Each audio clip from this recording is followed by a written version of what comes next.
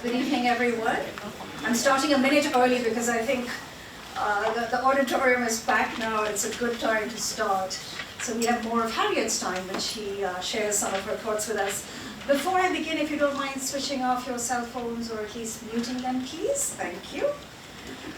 So good evening again, and welcome to Hybridity, Breed and Wildness, a lecture by the acclaimed animal studies scholar Harriet Ritvo, who joins us today from MIT. Now, before introducing Dr. Ritvo to you, I would like to acknowledge with respect the Onondaga Nation, firekeepers of the Haudenosaunee, the indigenous peoples on whose ancestral land Syracuse University now stands. And I think it's worth remembering that America's flora and fauna, including the animals and plants that once populated the land on which our campus is built, have deep and continuing significance for Native American communities. And some of you will have an environmental humanities symposium flyer with you. We actually have a panel devoted to this very subject tomorrow, which is Friday.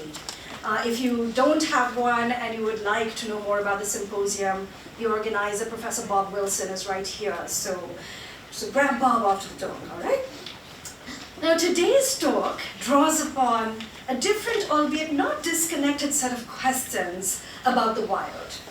Questions that are entangled with 19th century histories of zoos and menageries, with practices of animal breeding and domestication, and with terms such as piety and purity and pedigree. Now, these questions remain deeply relevant to our understanding of the non-human animal world, as well as to our understanding of our own place as humans within this world. And I'm so honored that one of the foremost historians to pioneer the humanistic approach to animal studies is here with us today to grapple with these very questions. So I take this opportunity now to introduce Harriet Ritvo to you this evening.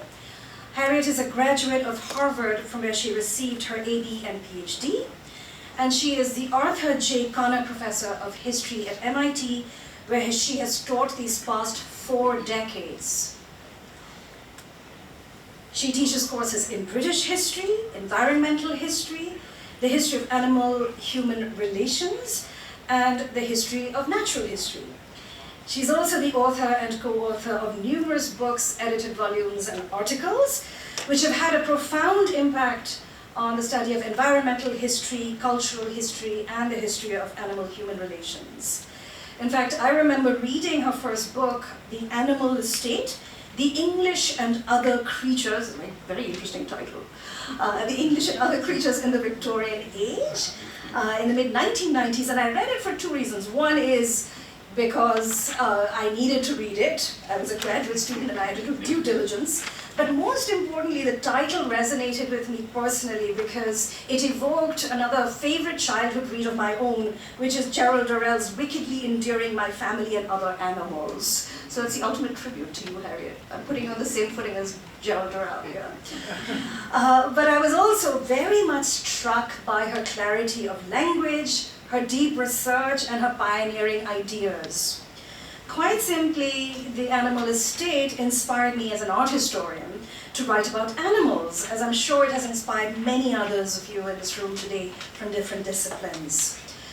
Now, Dr. Ritvo is also a fellow of the American Academy of Arts and Sciences. She's a past president of the American Society for Environmental History.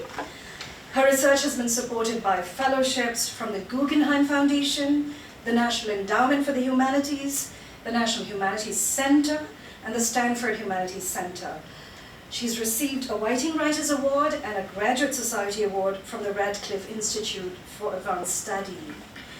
Her talk today launches an environmental humanities symposium that takes place all day tomorrow, Friday, March 6th.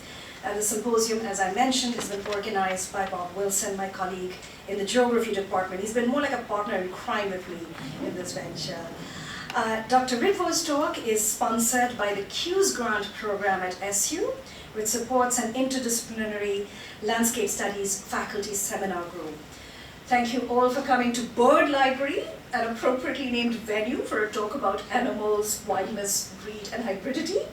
Please join me in welcoming Harriet Ritvo to Syracuse University.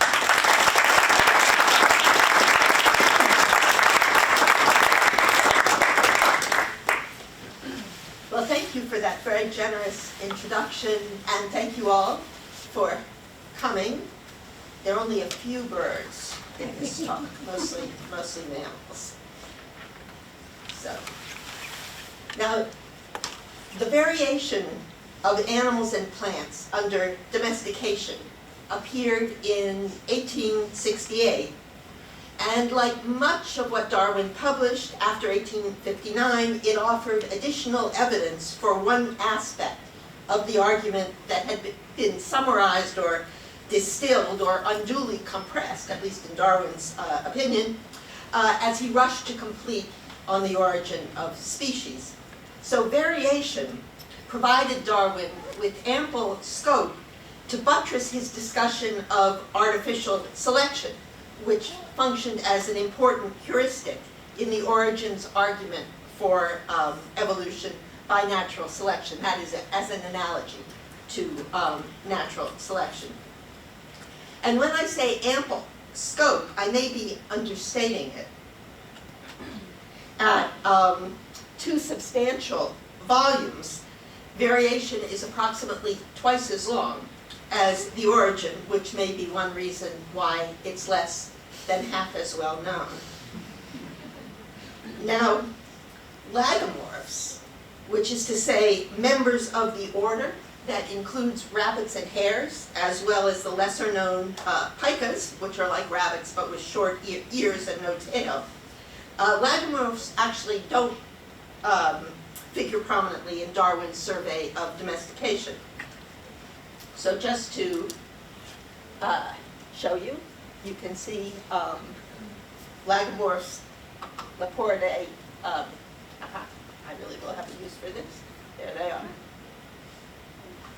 This is a relatively new organization of mammals that takes account of genomic analysis, and you can, if you're into that kind of thing, you can see that there are some surprises there.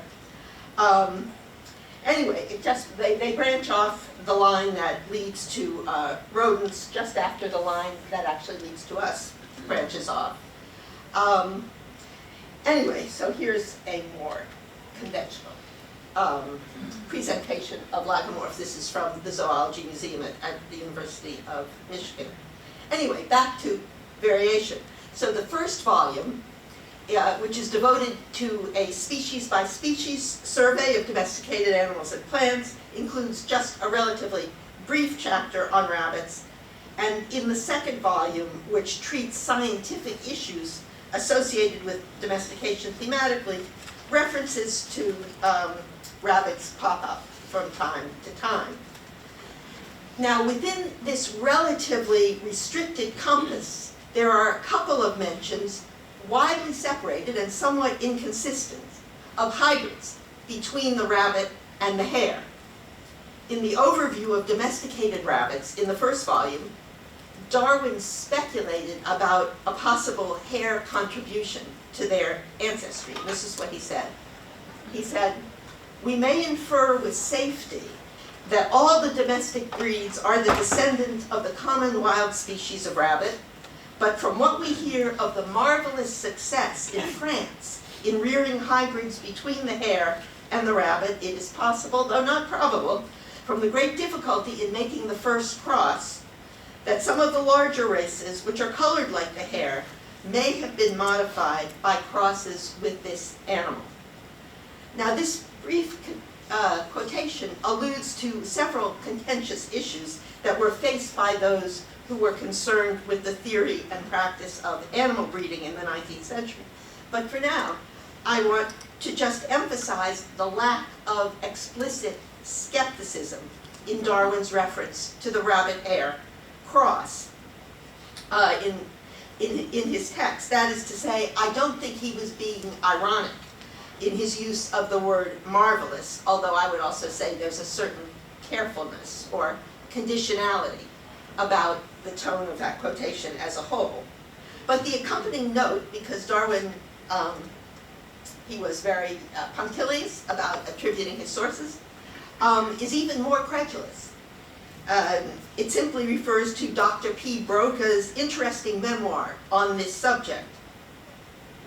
And this is a French pamphlet, which is a source for a lot of the English discussion of French successes in making this cross. And this is the same Broca who is the eponym for the Broca area of the brain, although probably more relevant to the topic of hybridity today is what he understood as human hybridity, which may have been inspired or encouraged by his observation of what he understood about lagomorph hybridity. That work of his is not so well respected today. Anyway, when he returned to this topic in the second volume, however, his attitude seemed to have altered somewhat. In the course of a general discussion of the impact of captivity on the fertility of wild animals, he noted that the common hare, when confined, has, I believe, never bred in Europe, though according to a recent statement, it has crossed with the rabbit. And in the note supporting his newly qualified understanding of the reliability of such accounts, he cited critical responses to the same French report. He says, although the existence of the leporides, as described by Dr. Broca, has been positively denied, yet Dr. Pigot affirms that the hare and the rabbit have indeed produced hybrids. Now, Darwin wasn't alone in this interest. A lot of his contemporaries shared both the interest in the alleged hybrids and his ambivalence about the possibility of their existence. And rabbits and hares are different. I mean, those are generic, obviously. But debate about the possibility or plausibility of claims to have produced these leporids, and they were called this, very, very confusing because leporid is the technical term for the family, Leporidae, that includes rabbits and hares. So leporid is the vernacular French word for these alleged crosses. Anyway, controversy about them rumbled on for years in France and Britain and elsewhere. And not just within the scientific communities. So the Cornhill magazine, which is a general audience periodical, in 1860 it reported that a Mr. Roux of Angoulême each year sends to market upwards of 1,000 of his leporids. 4 years later, the Journal of the Royal Agricultural Society of England, which is the primary agricultural journal in Britain, he published an elaborate account of Monsieur Roux's techniques, along with some references to still less well-documented accounts of other hybrids that had been produced in France as much as 100 years previous. And in 1871, even the Church of England magazine, even though this wasn't exactly a religious issue, but they weighed in, citing not only the skepticism of some naturalists who felt that when alleged hybrid offspring were examined, it became increasingly evident that, this is a quote, the efforts of the paternal hare fell far short of what had been attributed to him.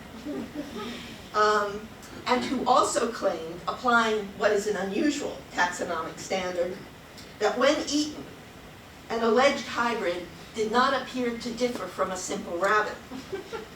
And I should say that these possessors of discerning palates did also know what hares tasted like.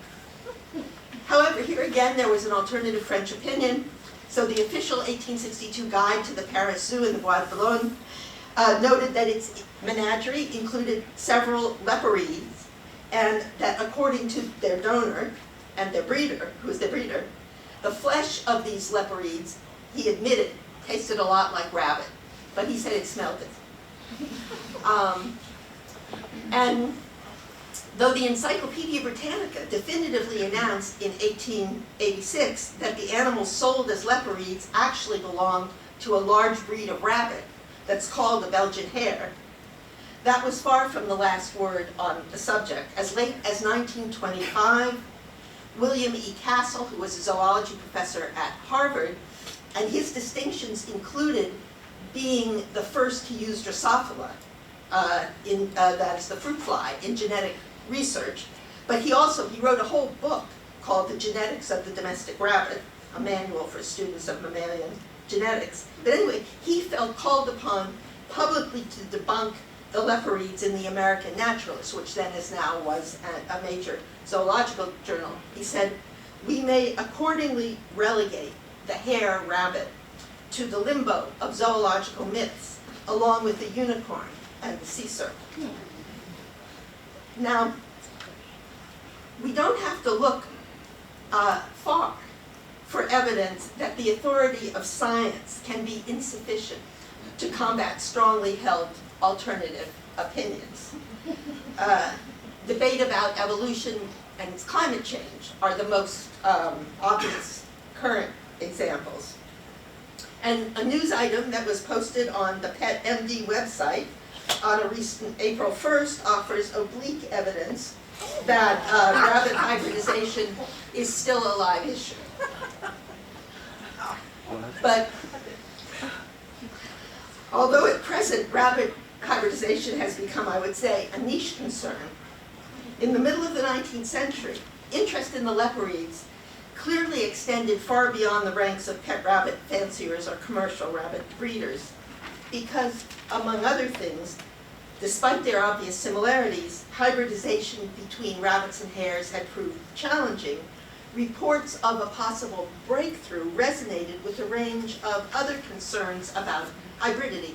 And just to be completely clear, the reason why it was difficult to produce a rabbit-hare cross is because it's impossible. Professor Castle was right, at least by before genetic engineering emerged. You couldn't do it, or they wouldn't do it.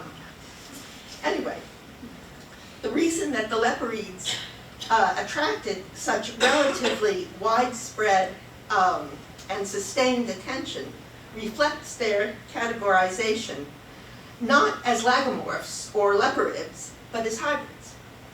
And as hybrids in the news, they were far from unique. So the 19th century British public, and publics elsewhere as well, they flocked to admire hybrid superstars. For example, the litters, more than one, of lion-tiger cubs that had toured Britain in the 1820s and the 1830s as part of Thomas Atkins's menageries. And it's not, I mean, this cross works. It's not particularly good for the products of it. They don't have a long lifespan normally. But anyway, but also even relatively humdrum hybrids were considered worthy of notice. So zookeepers routinely produced, or that is to say they encouraged the production of hybrids between different bovine species and different simian species. Both kinds of cattle and kinds of monkeys are fairly willing to interbreed with each other. I mean, the cattle with the cattle and the monkeys with the monkeys. And basically, in these cases, the particular pairings were determined just by whoever happened to be living in those particular zoos' cages or paddocks. And even less remarkable combinations were also considered worthy of notice. So in 1851, Notes and Queries, another general audience periodical, reported that a French she-wolf who had been reared by a hound pack said, "She has had and reared a litter of pups by one of the dogs and does duty in hunting." And there's wolf-dog hybrids. And the proceedings of the Zoological Society of London at the end of the century noted that some living specimens of supposed hybrids between the stoat, which is Mustela erminea, and the ferret, which is Mustela furro, had been exhibited at a recent meeting. Now, the reason that they said suppose is that probably these animals were actually crosses between the ferret and the polecat, which is in effect the same as a wolf-dog hybrid. That is, as the wolf is the ancestor of the dog, the polecat is the ancestor of the domesticated ferrets. So well-documented examples of actual ferret-stoat hybrids are as elusive as actual leopards.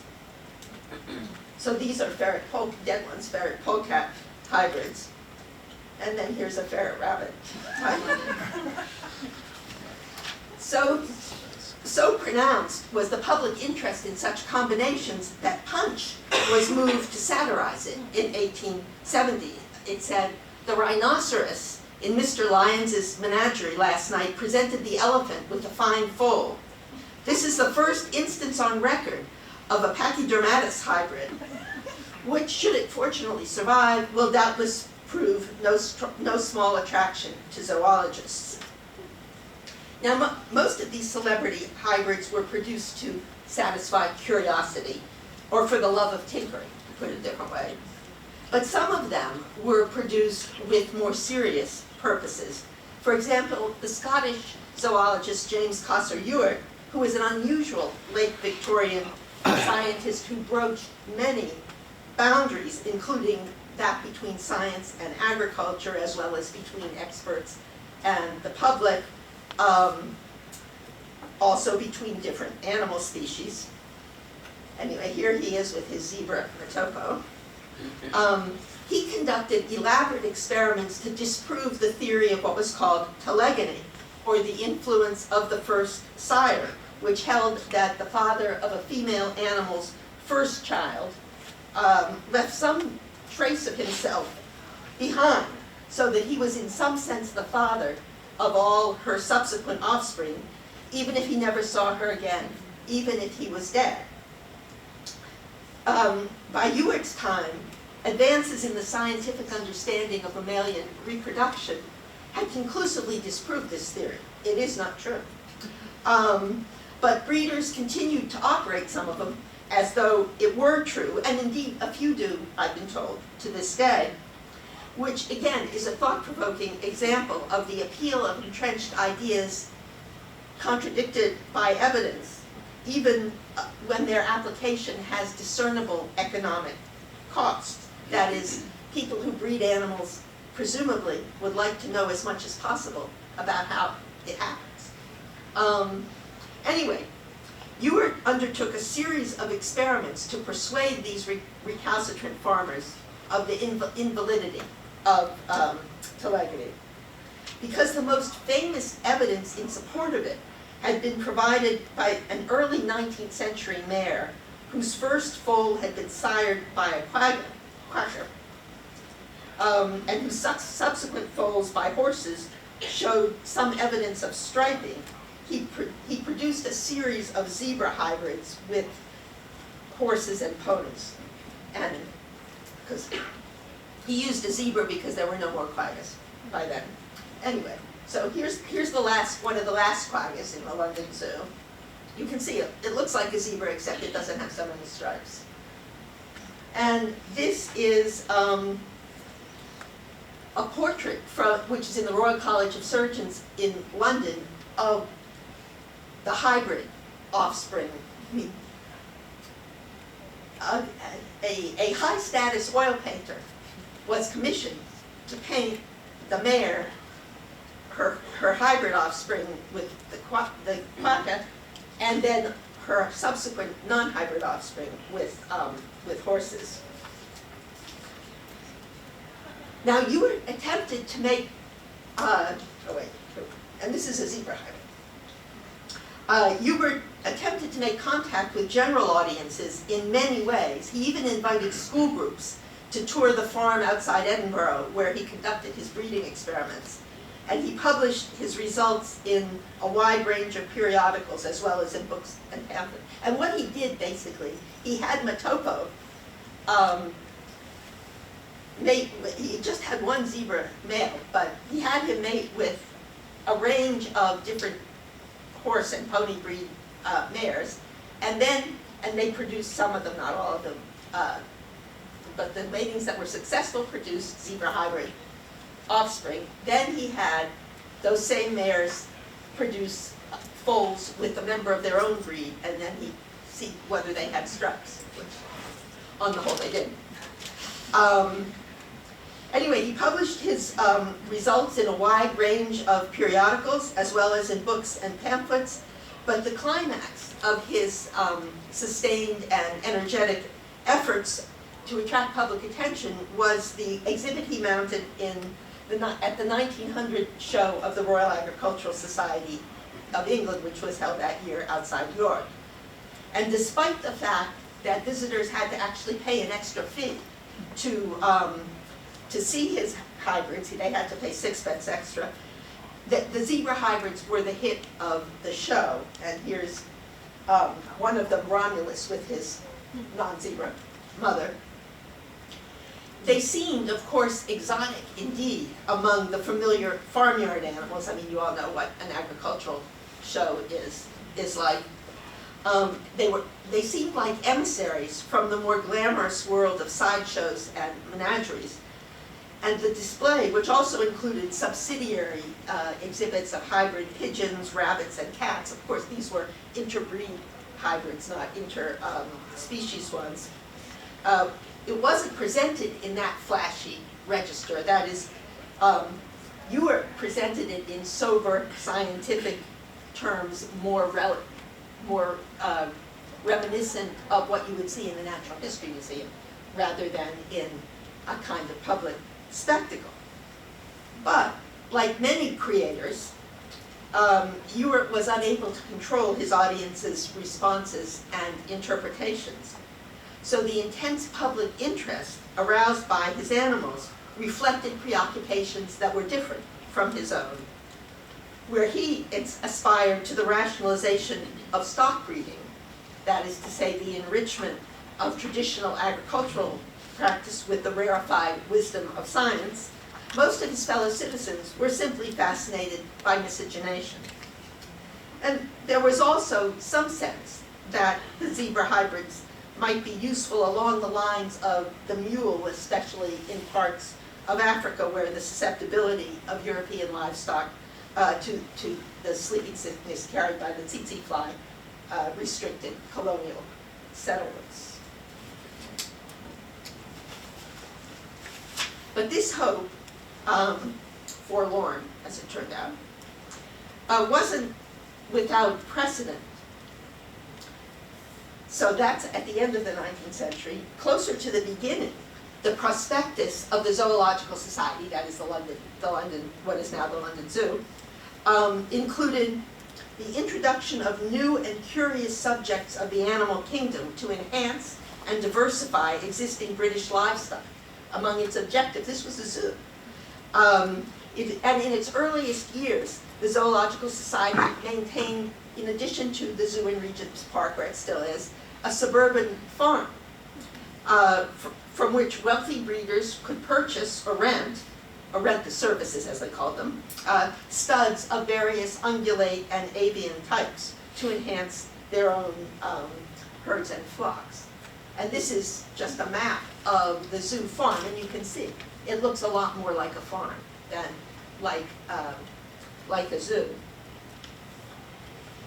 So the animals at the farm were not different in kind from the animals at Regent's Park, but the range of species was much smaller, and there was room for more individuals of each kind. They included different kinds of deer, sheep, goats, zebras, kangaroos, zebu cattle, which are the East African and South Asian hump cattle, rabbits, ostriches, emus, gallinaceous fowls, that is wild relatives of chickens and turkeys, and ducks and geese. So, a zebra. So that is to say, allowing for a few imaginative flights of fancy, like the kangaroos, they were close allies of the ordinary domesticated animals that occupied most British barns and fields. In 1829, in its annual report, the Zoo's Council defined the objectives of the farm expansively to include providing a retreat for animals who found the menagerie environment stressful, and conducting experiments in all matters relating to breeding and points of animal physiology connected therewith. But the core aim was much more focused. effective improvements in the quality or properties of domesticated quadrupeds and birds used for the table. And likewise in domesticating subjects for our own or foreign countries who have not hitherto been inmates of our poultry or farmyards. That's they wanted to eat them. This is the reason why the zoo farm circulated a questionnaire to poultry breeders asking them to rate various types of domesticated fowls and game birds with regard to qualities like beauty, productivity, and courage, why it mated zebras with donkeys to see if the resulting hybrids were better in some way, and why it responded positively to requests like the following. The Duke of Bedford presents his compliments to the Secretary of the Zoological Society and begs to know whether he can spare him a Syracuse male goose. He could. As it turned out, the zoo's first years were its only years. Maintaining live animals was and is expensive, and the young society's finances were fragile in any case.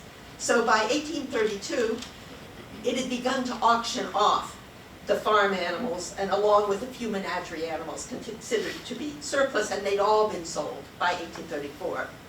They didn't fetch impressive prices, especially in comparison with the stud fees that the farm had been charging. For example, a pair of Chinese geese sold for 10 shillings, and a wapiti doe, a kind of elk, for 4 guineas. A guinea was a pound plus a shilling. And stud fees, just stud fees, had ranged from 5 shillings for the services of a zebu to 2 pounds for the services of a zebra. And even those were trifling in comparison with the stud fees that were fetched by elite pedigreed bulls, rams, and stallions of ordinary domesticated breeds. I mean, those could go into the hundreds of pounds. So although this failure or set of failures may have seemed definitive in one sense, in another it wasn't catastrophic. That is, it mostly showed that the zoo wasn't the appropriate home for this kind of endeavor, and that the market for exotic domesticates or potential domesticates was limited. Differently situated and differently institutionalized, both interest in the farm's agenda and attempt to realize it persisted throughout the 19th century. So although the farm of the London Zoo existed only briefly, it wouldn't have existed at all if some of its influential patrons hadn't desired to avail themselves of stud services and surplus animals, the kind that it was established to offer. And after the institutional support of the Zoological Society was withdrawn, as had been the case before, these people continued to pursue their interest in domestication and hybridization on their own estates. For example, at his Knowsley Park menagerie, which is near Liverpool, the 13th Earl of Derby produced hybrids between several Asian pheasant species and the local pheasant population, which was also ultimately derived from Asia, but a long time previous, and among all 4 species of South American camelids, of which 2 are domesticated and 2 are wild. And here are his alpacas. He maintained a breeding herd of elands, which are the largest and meatiest of the antelopes, and they were a persistent object of gustatory desire. So he was most interested in creatures that people, or at least some people, would like to eat. Now, as was the case in many spheres of endeavor, in the course of the 19th century, such heroic individual efforts were increasingly subordinated to public or institutional ones. So the institutions that emerged in response to this persistent desire to integrate attractive exotic attributes into domestic barns and domestic bloodlines were called acclimatization societies. They existed throughout Europe, in North America, and most spectacularly in Australia and New Zealand. Their focus on consumption, that is ingestion, was as strong as it had been at the zoo. So, for example, the members of an Australian society hoped that antelopes would offer a change from the monotony of beef and mutton, and that the appealingly large South American curassow could supplement more pedestrian fowls.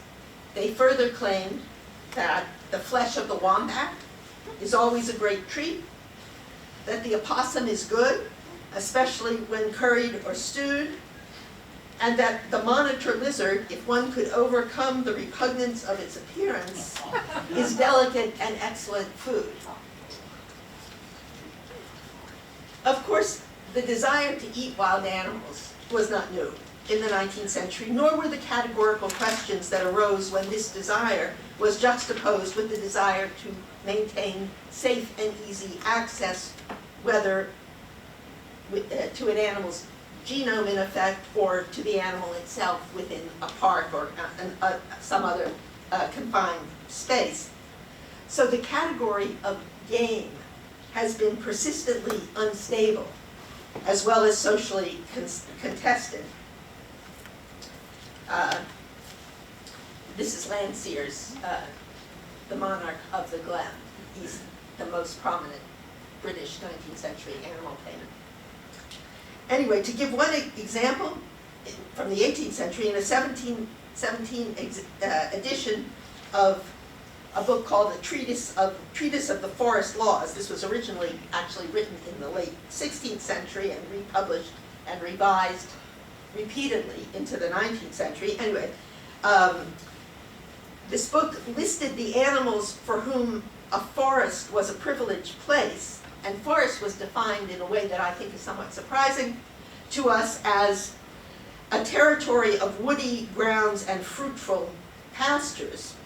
So it was a privileged place in the sense that only certain people could kill these animals. So it sounds like actually it was a privileged place for people, not for members of other species. But anyway, these privileged creatures allegedly included a group called beasts of the forest, which included hart and hind, which are the male and female red deer, and also hare. Beasts of the chase, or beasts of venery, which is the buck and the doe, which are probably the male and female fallow deer and the fox. And beasts and fowls of warren, which includes hares, rabbits, pheasants, and partridges.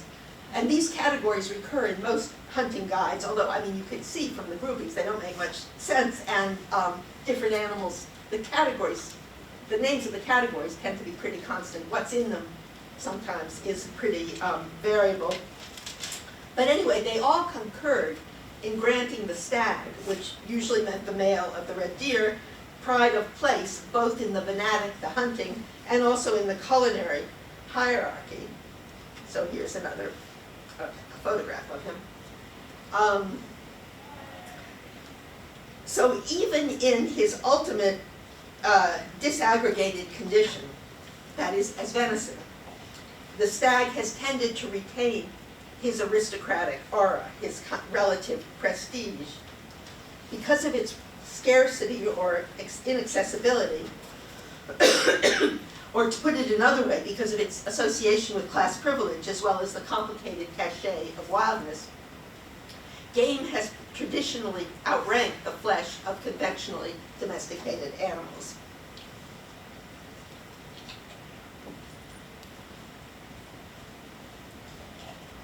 It has been prized for attributes, especially its strong taste, that actually are disparaged in lesser meat, which may be an example, one among many, of the way that abstract assertion of difference can overshadow any assessment of the quality or content of that difference when the goal is to establish or to emphasize hierarchy. Thus, the connotation of the adjective gamey, whether considered in its literal or its figurative sense, can range from the most appreciative to the least, depending on the noun that it modifies. Sorry. This was the case even at the less majestic end of the game continuum.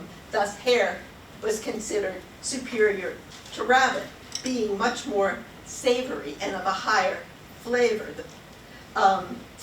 as I mentioned a little while ago, this is the reason that the judicious eaters were skeptical about the alleged leoparids. But the preference was most forcefully enunciated with respect to the most imposing animals. So a plain-spoken Victorian cookbook divided lovers of venison into two categories: those who like it a little gone, and others a good deal. This state of putrescency is called by gourmands au goût high taste. We should rather say at once, stinking. Gamey though they might be, however, most British deer, and especially those that end up on the table, have lived in some form of confinement, at least since the vivaria that the Romans built to enclose the fallow deer that they also brought with them. And over the centuries, the spaces devoted to deer have taken many forms, and they've also varied greatly in size. But what they have in common has been some degree of management. Even the wildest, that is to say, the least intensively managed of the deer that live in British parks over the last few centuries, have required supplemental feeding in the harshest winter weather. One expert suggested hay, beans, and turnips for this supplemental feed, obviously not the deer's natural diet. And their territory is, at least in intention, defended from unauthorized human and non-human predators. The landscape itself may require management.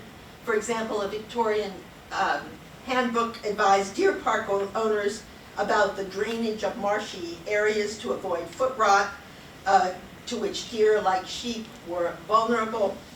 And it went on to offer additional advice that could as easily have appeared in a guide aimed at owners of domestic livestock, and actually, given the propensity for writers of such guides to borrow, it probably did appear in those other kinds of guides.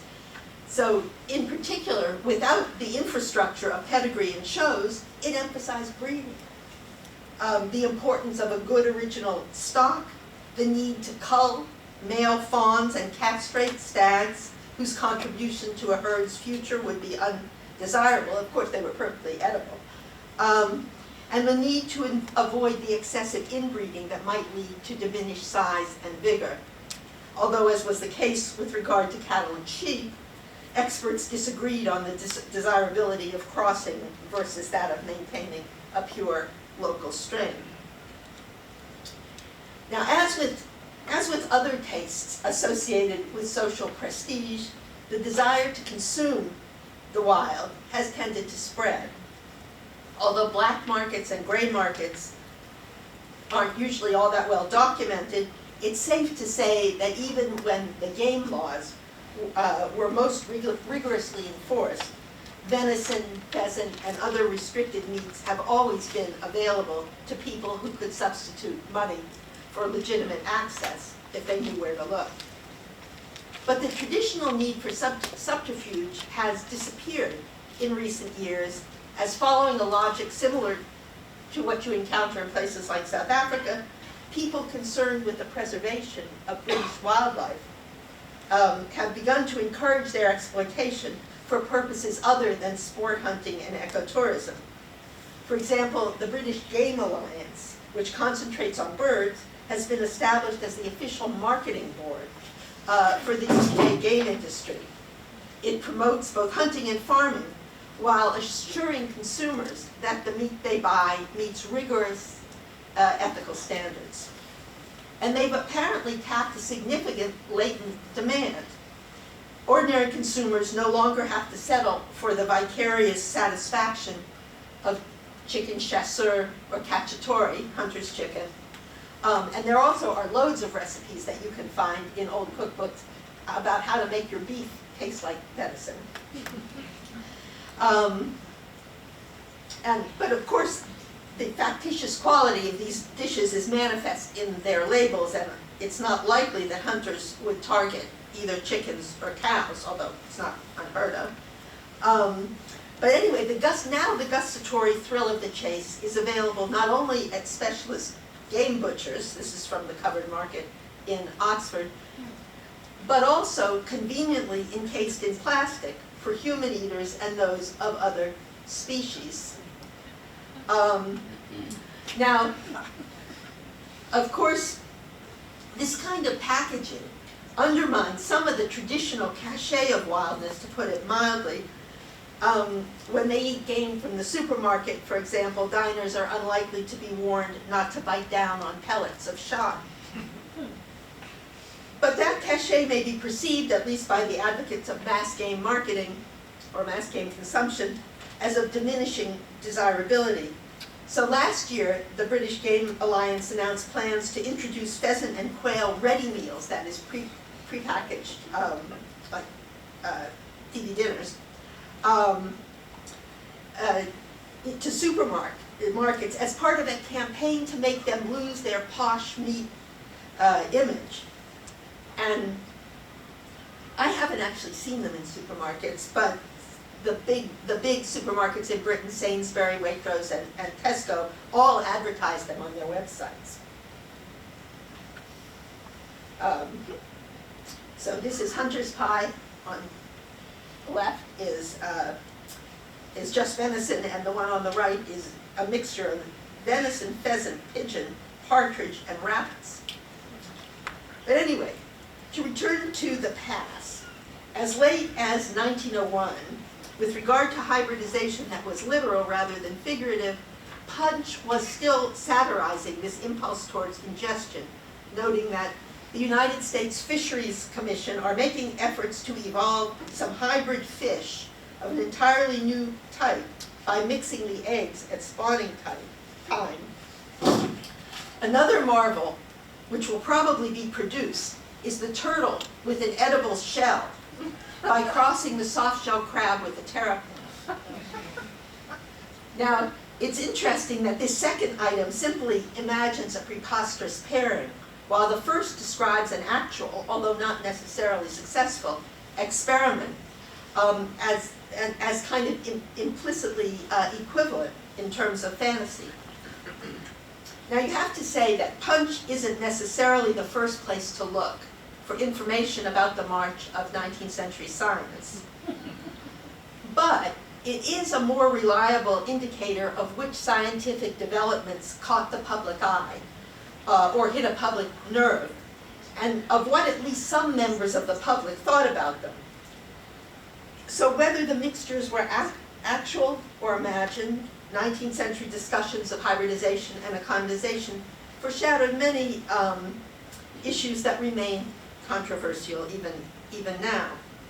After all, aversion was hardly the whole 19th century story as far as hybridization went, as it's far from the whole story now. The tone of the Punch notices is indulgently humorous rather than scathingly so, and if you've read Punch, you know that its register certainly includes vicious derision when the editors felt that was warranted.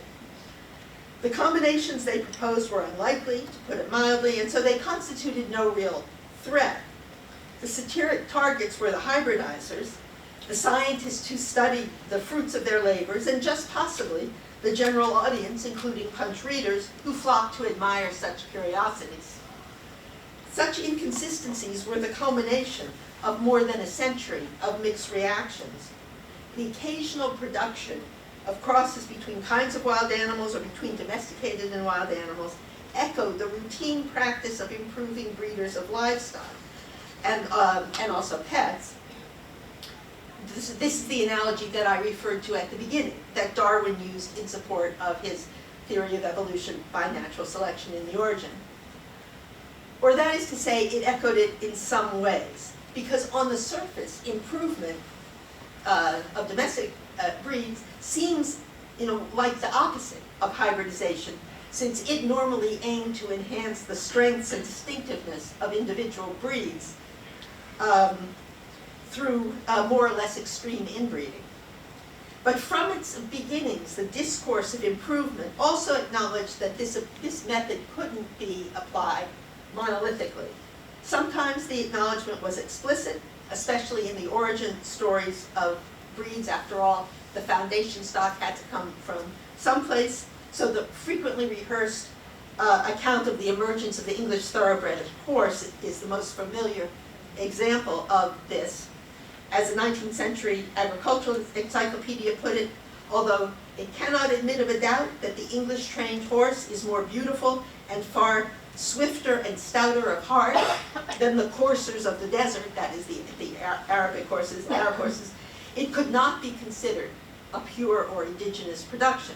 On the contrary, it was of foreign extraction, improved and perfected by the influence of climate and diligent cultivation. Indeed, the names by which the three founding sires were known, and these are the ancestors of all thoroughbred horses now, allegedly, emphasize their exotic provenance, although not, as it happened, exactly where they came from. So they were called the Darley Arabian, the Byerly Turk, and the Godolphin Barb, who is also known as the Godolphin Arabian, so you can get a sense of the geographical imprecision that was at play here. Anyway, this is the Byerly Turk, the first of them from the late 17th century. But sometimes the acknowledgement was veiled or even covered, as when fresh blood was introduced into a breed to correct a perceived defect or to accommodate changing taste. So there was a prolific Victorian journalist, dog journalist, canine journalist, who wrote under the name of Stonehenge. So he disparaged the black and tan setter, a breed that was also called the Gordon setter, in comparison to other kinds of setters, he said, because its gait, which was heavy and hound-like rather than clever and active, betrayed the surreptitious introduction of bloodhound ancestry. I don't know if you can see that in this drawing. So it could be argued that the term hybrid shouldn't be applied to such crosses between animals whose differences were so minor that very refined human discrimination was required to identify or perceive them. And in fact, if you look at the Oxford English Dictionary entry for hybrid, it implicitly endorses this position. With regard to animals, which is the original denotation, it appeared very occasionally in the 17th century with specific reference, apparently is the case in its Latin root, to the offspring of a tame sow and a wild boar, and it became common in the 19th century in the more general sense of crosses between distinct species. It was also when the weakened and the now, unfortunately, I think, common sense of hybrid is anything composed of different or incongruous elements appeared. Anyway, according to Thomas Henry Huxley, Darwin's friend and disciple, the kind of tweaks to domesticated breeds or varieties that I've just been referring to were not hybrids. They were mongrels. And Darwin made a similar distinction too. And this is Punch's commentary on it. But there was always a speculative element among cutting-edge improvement with regard to animal breeding as with regard to other aspects of agriculture. That is, to try things out, to see what would happen. And so it's this free-floating curiosity that accounts for many of the attempts to improve or invigorate domesticated breeds by introducing the blood of wild relatives, whatever the people engineering the crosses claimed. And of course, they usually claim that they have practical economic ambitions, sometimes patriotic ones. Anyway, these endeavors, both the successful ones and the ones that didn't work, did provide, or seemed to provide, a way to test or refine the limits of individual species, as well as the definition of species itself. That is, a degree of closeness had to be present for hybridization to work, although how to identify or specify that degree was, as it still is, puzzling. Then as now, the conventional definition of species had to do with the ability to produce fertile offspring, and then as now, the problematic nature of this definition was readily recognizable, although for somewhat different reasons. Appearance and morphology turned out to provide an inadequate basis for prediction, especially with regard to the relationship between wild and domesticated animals. And of course, such technical criteria were not the only ones in play. And scientists or naturalists, the ones who deployed them, were not the only people with opinions. Indeed, even the judgments of experts often surreptitiously included criteria that they might have been reluctant to acknowledge. This was especially noticeable in attempts to distinguish between wild species and their close domesticated relatives. The cachet of wildness, at least in some circumstances, is implicit in a recurrent sense that an infusion of wild blood would somehow invigorate or improve domesticated breeds, and it was sometimes celebrated much more extravagantly. For example, it's still claimed, if you go see them, that the white cattle of Chillingham Castle in Northumberland are wild animals. Here they are, painted by Landseer, and a pose that echoes the monarch of the Glen. And here they are, if you go and have a look at them. So they still claim that they're wild animals, although DNA evidence, along with much other evidence, shows that they mostly are cows that for one reason or another have continued to live more or less in the way that all medieval domesticated cattle live. Somehow they avoided being pastured and all those other things. And so by the 18th century, people had forgotten, or liked to forget.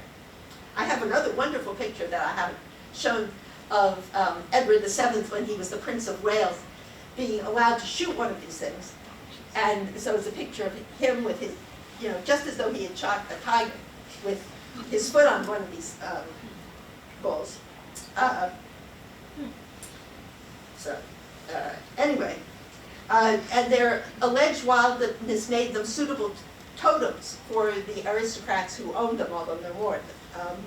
The Earls of Tankerville, they mostly weren't eaten, but every so often they were ritually served at, for example, the coming of age of an heir to the title, something like that.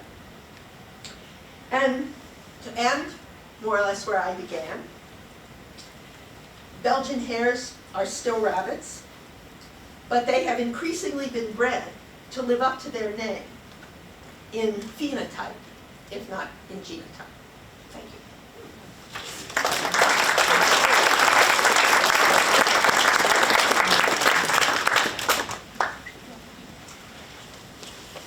So we'll take questions now, if anybody has questions.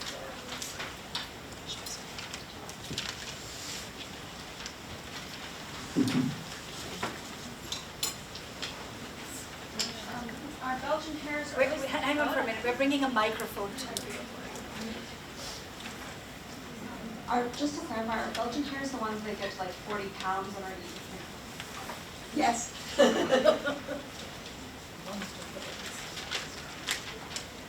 I think they're not the only giant rabbits, but yes.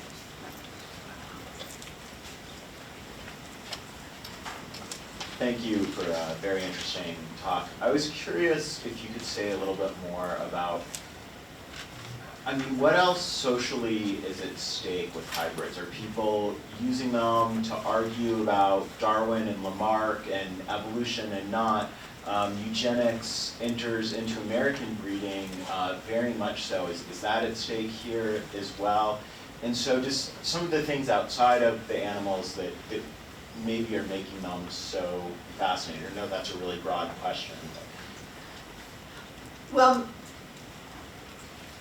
it's, the interest in hybridization doesn't require that you are an evolutionist at all. And it's, it could be, Darwin, it could be used. It's not a major aspect of evolutionary argument.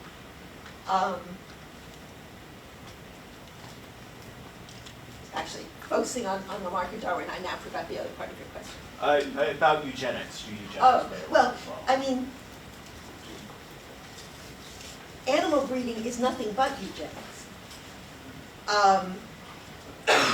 And one of the reasons why reading about it reading what people said about it and what they did about it is so interesting, is that it is, as it still is, a way for people to express their basic understandings and agendas without giving offense. But that being said, of course, in the 19th century they didn't care about giving offense. And they said more or less just the same things about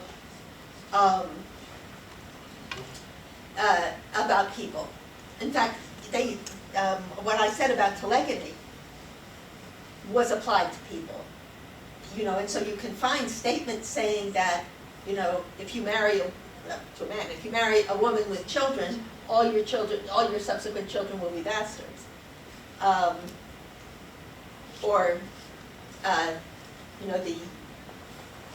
The publication of the big aristocratic genealogy books, Burke and Debrett, were referred to as Estelle books.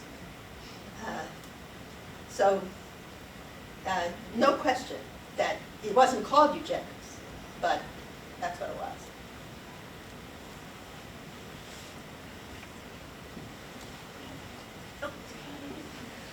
I wondered if gender entered into this at all. In other words, when they were talking about crossing a wild and a domestic, did they think you would get different results if the wild one was the female or the wild one was the male? What?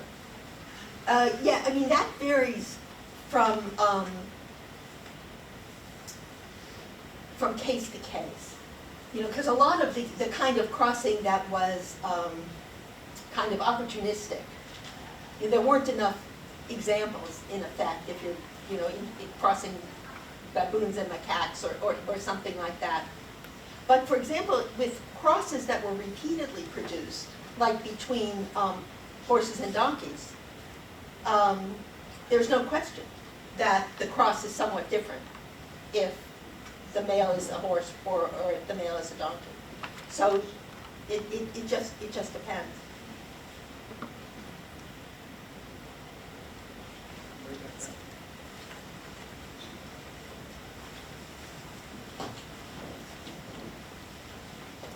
Thanks so much for your talk. I was at a talk yesterday by Kat Lucky at Cornell. She's from Bucknell, but she gave it yesterday at Cornell. And she's exploring, she has a similar kind of project. Sorry, I'm going to sit down. It's not a virus. I promise.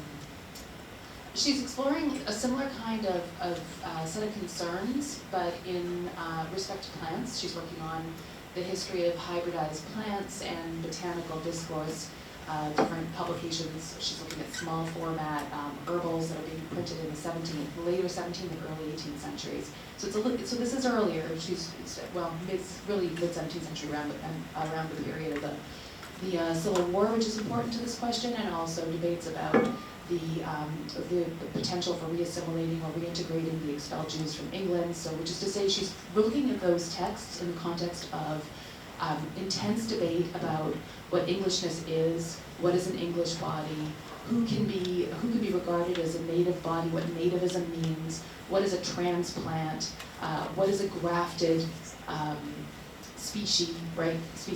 So I'm wondering, given those kinds of concerns that she's arguing have to do with, if she has a thesis that might apply here, it's something like wild stock serve as a kind of a reserve from which the English body can as in wild stock of plants, but very much in an analogous way, a symbolic way, talking about the nation. That this wild stock of plant can serve to not just domesticate foreign plants, and this is really key because the rose, for instance, that she talks about comes in from China and other things like that, but that in the capacity that the wild has, that the wild indigenous plant has to hybridize with the foreign, there's a way of redeeming and bolstering a kind of a native English essence to diminish the risks of other kinds of foreign threats. I'm wondering if any of this makes sense for your project, and if so, how, and if not, in what ways does it differ? it has some resonance, but, I mean, there are a bunch of differences. I mean, one is that British understanding of what they were is different in the 19th century than it is in the 17th century, and you often see their, even though there's also a lot of, Anglo-Saxon, Germanic, etc., but often a distinction of themselves from continental peoples as a country that is significantly mixed. And the other thing is that something that has, well, it's not surprising to me anymore, but it has been a surprise to me over time, is that botany and zoology are less parallel than you would think, even though the people who did them were often the same people. But I would say that,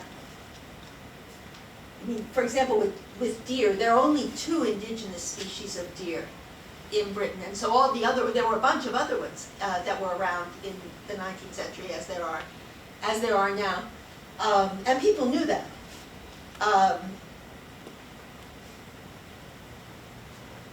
So I would say that if you had to choose one kind of preeminent strain, it would be more imperialistic.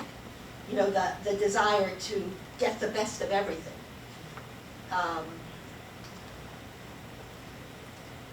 Yeah, I mean that. I would say that as far. But it is. I mean, that's one of the reasons that looking into these kind of things is so interesting and illuminating, is that it shows you how things that you would think might be matters of hard evidence are actually conditioned by understandings that come from somewhere completely different.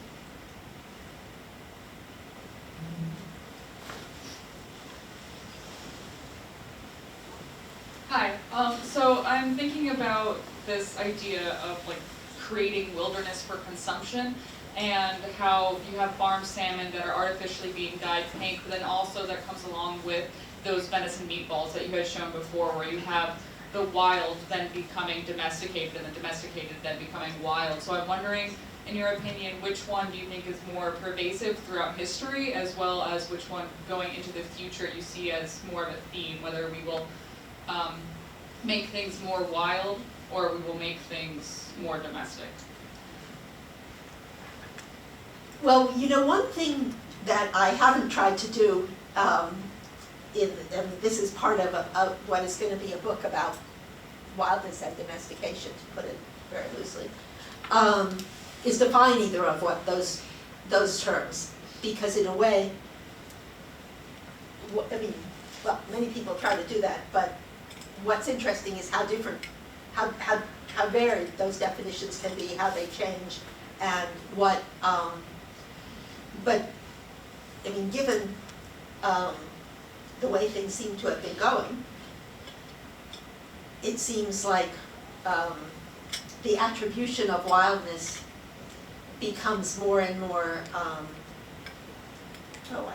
arbitrary, a matter of wishful thinking. The extent to which the existence of even animals and plants that seem to live in the remotest places is conditioned by things that we do, is very strong, even now.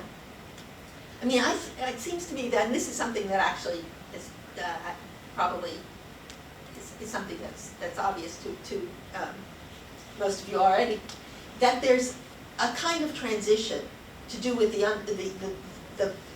valence of wildness that happens around the 18th century, and it goes along with all those other romantic things. And I would say that it has something to do with both technological innovations, but also with intellectual ones like Newton, that gives people a sense, not that nature is disappearing, because that didn't emerge until later, but that it's in some way under control, or more under control, or not 100% just dangerous. So I would say that that's, yeah. Okay.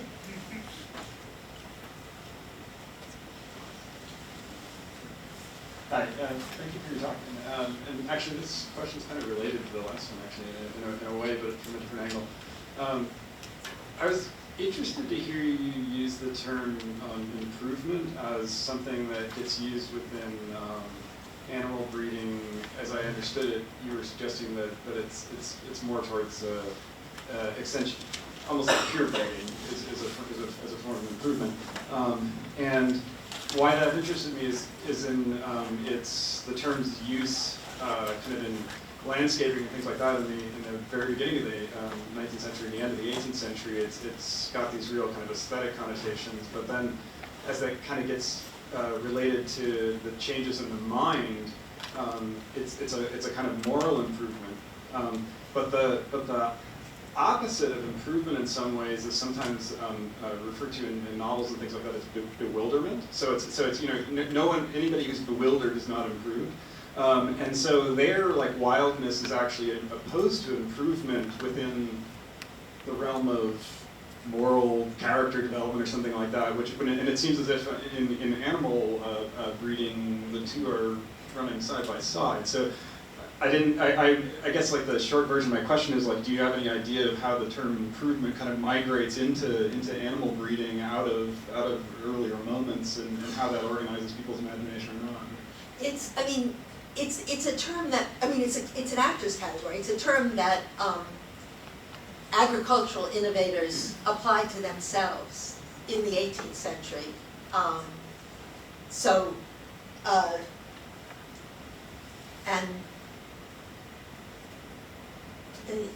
They would never have used bewilderment as the alternative to it.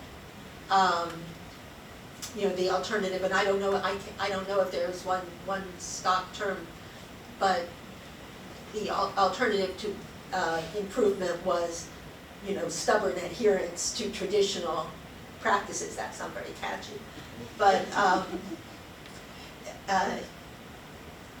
and of course, there is a strong moral overtone to agricultural improvement, but it's a kind of, good use, productivity, thrift, profit, that kind of overtone, and certainly there isn't any sense, I don't think, that the animals themselves were evaluated on their moral character. Although people did make judgments about those kind of things.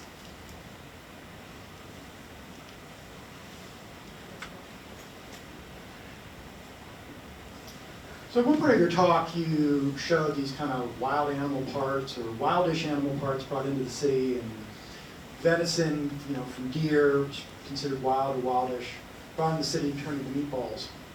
Well, it seems right now the entire world has been thrown into turmoil because of a virus that, my understanding, the best of our best understanding, comes from the wild animal market in Wuhan, I guess maybe from the pangolin. Or bats, yeah. Yeah, so the pangolin, like this adorable little animal, has caused a lot of trouble. And I don't really have a question, but since I do have a leading animal studies scholar, what your reaction, like seeing this unfold, and that potentially the source of this pathogen comes from these animals brought into the city, and now spread globally. during your talk, I'm very conscious of putting my fingers on my face. You know, this virus that, as far as we understand, only existed in maybe pangolins or bats 4 months ago is now spread around the world. So just your reactions to what you've heard.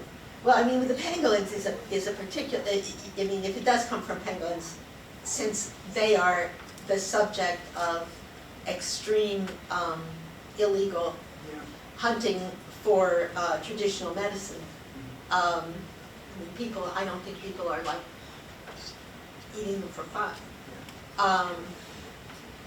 But you know, it's just one more example of, you know, the same thing that led to the Ebola outbreak a few years ago. That is, I mean, you know, people say, I mean, the way to people phrased, you know, most of our contagious diseases, or maybe all of them, are zoonotic. That meaning they come from animals. But where else would they come from?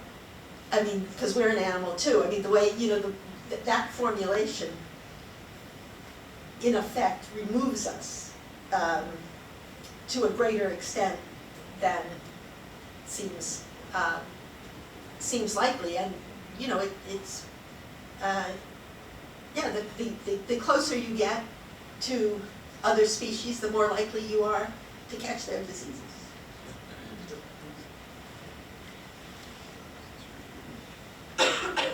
Hey, you used the very resonant phrase, fascination of miscegenation, in your talk. And I'm just wondering if you could play out the connections there between the kind of animal mixing that you were talking about and human mixing in the same time period. The same, I mean,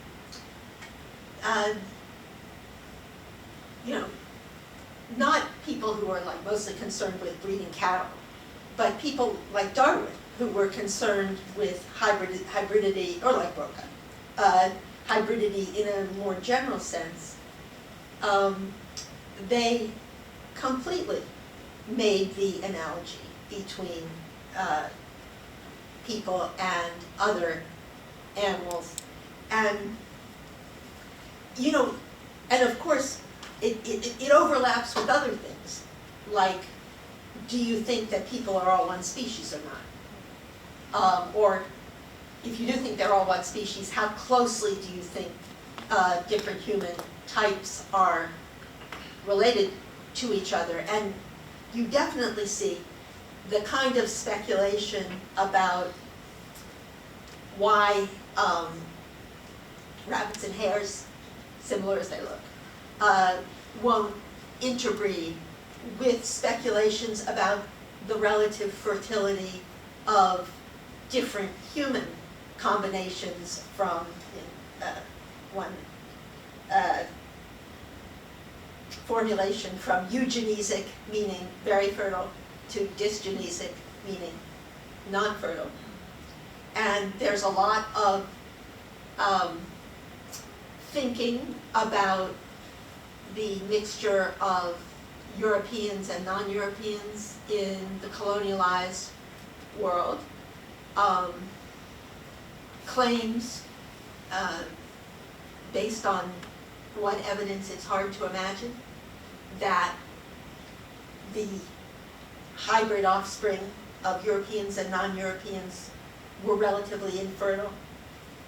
And again, this kind of thing, I mean, when I was working on the animal estate, I spent a certain amount of time in the archives of the Zoology Museum at the University of Cambridge, and those archives were kept in the director's cupboard.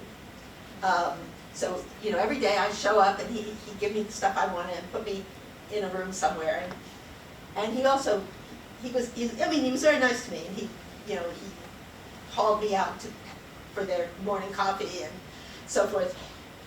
And he was a professor of zoology at Cambridge, not that long ago. And he told me that if you wanted to give yourself the best possible chance of having a fertile marriage, that is having children, you should marry your fifth cousin. So what that meant, I mean, nobody knows who their fifth cousin is. It's not like, you know, someone, but it means someone who comes from roughly the same kind of social geographical group. I mean, as a North American, I found that surprising. But there it was. I mean, in effect, that's the same thing. There's a question in front of you, waiting for a while. Thank you for your talk. I was hoping that you could kind of parse out a few things. So first, insofar as this animal discourse about hybridization resonates with a personed discourse about hybridization, I was wondering if you could talk more about the political stakes of the assertion that the inclusion of the cachet of wildness and wild blood would improve upon domesticated animals. I mean, it's interesting because there's a sense that it makes them, you know, more noble. In a way that it undoes some of what domestication does. It's not, you know, it's a kind of counterpoint to the predominant economic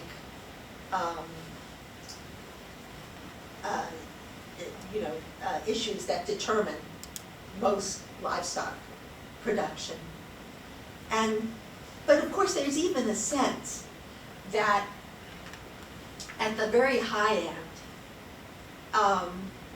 that pedigreed livestock are not practical, that they're kind of self-indulgent, self-display, indulgences of the very richest kind of stock breeders, that they produce animals that are inedible, for example, or that are, you know, that can't walk well, or you know, other things like that. The same kind of things that people say about some like dog breeds. So it is kind of, I mean, it's just like you know, this whole acclimatization movement, which mostly, I mean, when people look back on it, they talk about things like starlings that, you know, were wildly successful. But most of the efforts at acclimatization were just rich people's, you know, entertainments, and they kind of petered out. The only place that they really made a massive difference was in Australia and New Zealand, where salmon and trout were introduced in a massive way. You know, of course, all of this discussion always black boxes the introduction of domesticated animals, which of course are enormous acclimatization that has transformed, along with crops, the environment of North America and South America and Australia.